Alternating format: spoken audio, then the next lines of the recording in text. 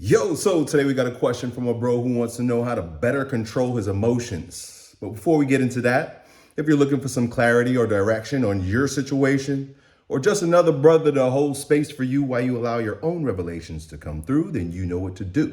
Book a session with me, your old Uncle E, by clicking the link down below. So today's question goes, Yo, Elliott, I'm a pretty level-headed guy most of the time. But when I feel disrespected or challenged, especially by my wife, family, or people I work with, I can go from calm to real angry super fast. I end up saying things I regret, and afterwards I wonder why I let someone have so much control over me. How does a man learn to control his anger without just suppressing what he feels? Great question, man. And I want to begin by drawing a distinction between emotions and feelings. And sometimes the line between the two are blurry. So I want to kind of draw a hard line between them for the sake of our conversation by saying feelings are neutral, meaning if you feel something, it doesn't mean anything, right? A ladybug lands on your arm. You feel that. It means nothing, but it is felt. So it's real. As opposed to emotions. Emotions require feeling. We have the feeling, and then emotion is when we add meaning to the feeling.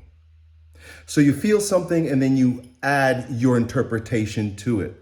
There is a feeling of anxiety or tenseness in my belly or my chest area, right? I feel that. And then I describe it as anger. Well, then there's anger. And then I need to justify that feeling, so I have a story. So the labeling and the story that gets added to the feeling then becomes the emotion. And when it has that context and that content of your story and your judgment, it then rules you because it's not you. And for the most part, it's not true. Our emotions are not true. Feelings are real. And feelings are required for emotion, so there's a realness to emotion, but it's not true, meaning it is not consistent with what is actually present in the moment. It is always associated with the past and the future. I feel this anger as I'm speaking with my wife, and what comes to the surface is the remembrance of a wrong she did. And now this seemingly small situation turns into an argument that is actually far more loaded than it seems at first. But because we're, for the most part, unconscious of that linking process of the feeling to the thought or the judgment, it just drags us around. There is perhaps my favorite line in one of the classic personal development books by Stephen Covey, right? 7 Habits of Highly Effective People. And one of those habits, he describes how there is a space. This is one of the habits of highly effective people. He mentions this space that happens, that you create or that you observe between stimulus and response. He says it this way: between stimulus and response, there's a space. And within that space, you have the opportunity to choose. And in your choosing, you create your life. But if that gap is not there, that space is not there, there's no choosing. There's stimulus and not response, but reaction. Reaction means there's no space in between. Response means pause. Be still. Be slow to anger. That's why it says that in the book of James.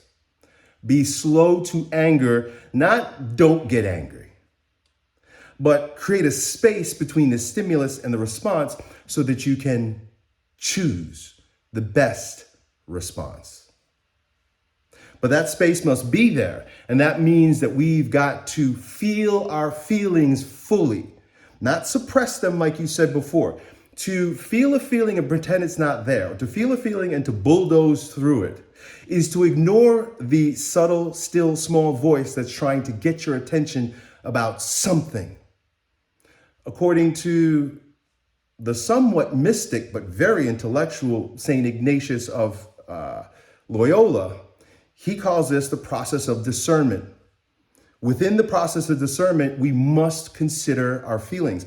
And I know there are a lot of philosophies like Stoicism and different types of Christianity and religious practices where it's like, don't feel the feelings, ignore the feelings, or be suspect of anything that is felt. But I don't think that's the case. I think the feeling is there to tell you something that needs to be deciphered, not reacted on. So if I'm having a conversation, let me tell you this. I just had this kind of experience, literally.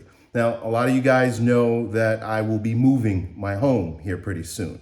The details of that have been divulged in other videos. You can go check that out.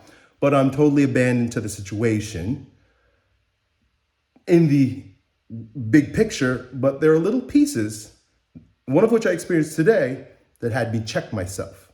So there's a guy dropping off a pod. You might be able to see it right out that window. There's a guy dropping off a pod, truck driver, regular salt of the earth, Florida cracker type dude. And he drops it off, he's dropping it off, he comes out and we're making chit chat, small talk. Normal chit chat, small talk before the guy drops the damn thing off. And so I'm resigned to that. I'm abandoned to that. I'm flowing with that. I'm okay with that. I feel nothing. But the guy kept talking and bringing up more stuff and circling around in conversations that I didn't even suggest. And that guy's just a talker. Let me put it that way. He's just chatting. He's chatting and chatting. And 2 minutes goes by, 4 minutes goes by, 6 minutes goes by. Probably about the third minute, I start feeling something in my body. And immediately I'm beginning to feel my feet leave the ground. Almost like I'm leaving the conversation. I'm rising up. I can feel the energy rising in my body. I can almost feel myself escaping, right? Ditching energetically and mentally, ditching this conversation before the conversation's actually done. And I had to pause for a moment and ask myself, well, what's going on here? Because I know I'm not being abandoned to this moment, right? There's this moment. And I had to sort of check in with what's actually going on here. Am I frustrated? Am I angry? Is this guy? Now, most people who are behaving unconsciously will be like, well, this guy's annoying, right? Or I can't stand this guy, or I'm never coming outside to talk to people again. Or they start strategizing about how they'll never get into that situation ever again so they can avoid. But what was really happening is I was getting ready to come in here and make a video. I was getting ready to create get myself ready, prepare myself, and do this video because I have something coming up later on in the early afternoon. So I'm kind of under pressure. But the minute I recognized what I was doing, I was adopting a story that was outside of the present and allowing it to drag me into the future unconsciously. And so the emotion drove that entire situation. I gave that feeling meaning, consciously or unconsciously, and then it sort of dragged me down a rabbit hole I really didn't want to go with discomfort and frustration. So I paused. I felt the energy, and rather than letting it control me, I felt the feeling. I felt the feeling, better way to describe it. Don't want to confuse anybody. You need energy to feel, but the feeling came, and immediately I reacted, but then caught myself and created what Stephen Covey calls the space. And in that space, I was able to do what the very first thing that I suggest you do is when you find yourself in these situations, and that is to breathe. Breathe and feel back into your body. Your wife is saying something that's pissing you off, or you're in an uncomfortable situation. The tendency is to go to our latent reactions, either or right? Whatever's happening in your body, there's a movement and you're attaching fear, anger, boredom, something to it. Rather than just staring it right in its face, stare the feeling right in its face, meaning engage with it through breath. There's a feeling here, it means nothing until I give it meaning. Let me breathe into it and allow the truth to reveal itself. This is the resourceful way of using your emotions for discernment, for checking in on what the feeling is behind the feeling, or what is the story that's happening behind the feeling. Now, it requires a tremendous amount of self-discipline not to allow the emotion that is so deeply rooted, it's got its talons in your heart, to fly away, fly off the handle in a reaction when you're with someone. And sometimes that space might take more than a second. It might take days before you actually respond. Like, that's why they say, go to sleep on it. Let me sleep on it. Take your time with it. Don't answer right away. Even if somebody's probing you for an answer. Huh? What do you think about that? What do you think about that? And they're like picking at you. You can just say, hey, I just need a little time. I need a little time. You deserve time. You don't owe anyone a response or reaction. That's another thing that I think we need to take into consideration, is that we don't owe anybody or even yourself a reaction or a response.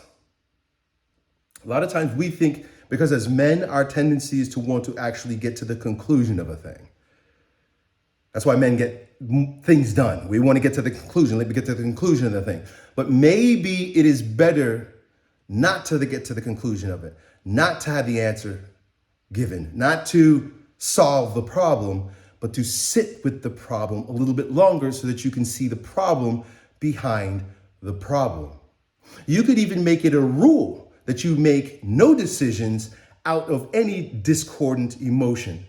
Because as Emerson says, every action is measured by the sentiment from which it proceeds.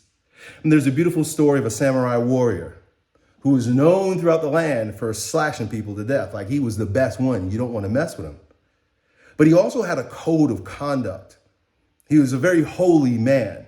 He had an order that he lived by, and one of which was to never fight, never react, and never do anything out of anger, even as a deadly warrior. And there's a story, I'm gonna sort of botch it, where he's walking in the street and a group of guys challenge him. We challenge you to a duel, Samurai Stud. And Samurai Stud is like, come on, guys, sorry, I'm just trying to have a good time here at the market. Whatever he's doing, right? I'm just walking around meditating, dude. Just give me a break. And the guys are like, no, we're not gonna let you pass here now, super samurai dude. You gotta deal with us. And one of the guys, the main antagonizer, spits in his face. That actually angers the samurai. So I think I got ahead of myself in the story. The samurai warrior is about to do it. He's like, look, I had enough of these guys. He pulls out his sword and he's about to do it. And then he gets spit in the face. Let me fix my story. He's about to do it. And then he gets, and I guess he's doing it just out of honor. I don't know. But when he gets spit in the face, he's pissed off. And in that, he shoves his sword back in and wipes the spit off his face and says, now I can't do it. The other guy was about to get his duel. But because he angered the warrior said no. He would have done it in peace, but not in anger. And that's just a story to sort of emphasize the value of not reacting or doing anything out of a sentiment that is unresourceful. Because the feedback, the reverberation of that action will come back. It's like a boomerang. What we put out is what we're going to get back. And you might be surprised that if you slow down and you speak with your adversary, right, whoever it is in that moment, with rational, non-violent communication, you can cool the whole situation down and give yourself the space that you need so that you are never manipulated by your own emotions or another person, your own stories that create emotion or another person. So before we end this video, I'll give you that framework.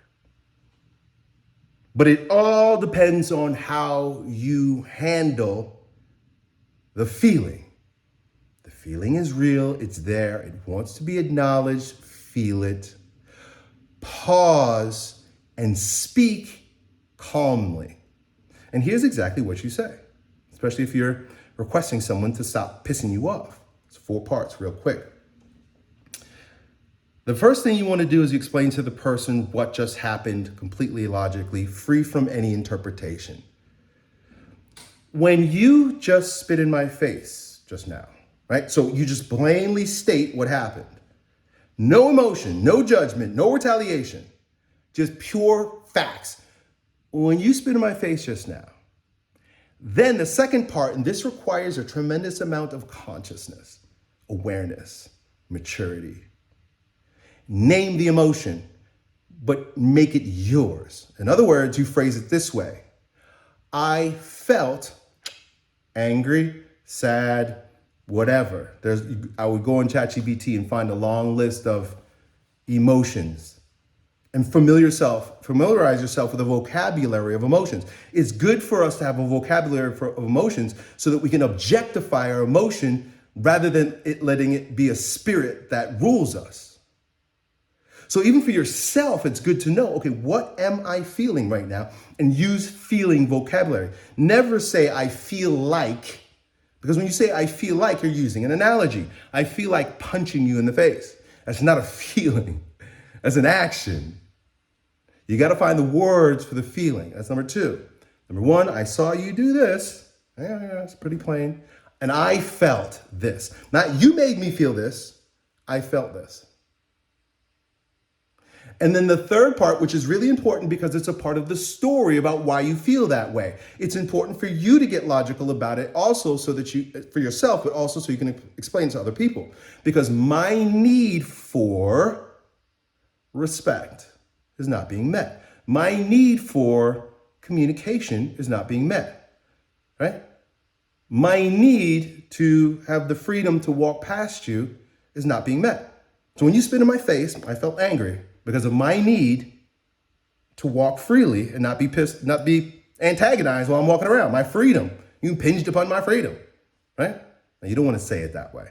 You want to really name it as something that I need met just wasn't met. You never want to say, you did this to me. Yeah, I'm getting out of hand. And then the fourth part is your request.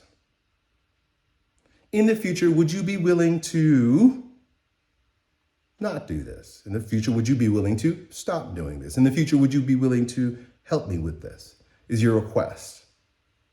So what you see is number 1, right? Heart, right? Because of I felt this, I saw this, I felt this because of a need, belly, I have a need.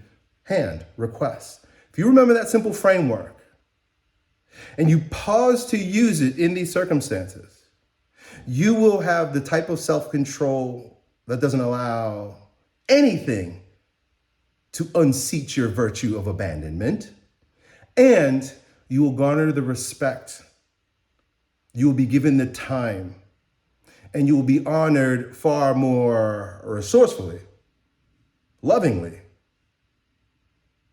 by the people that you're being challenged with or by. So how does a man learn to control his anger without just suppressing what he feels? By confronting his anger, seeing it for what it is, and then speaking with reason, non-violently, to the people that you're dealing with. Done.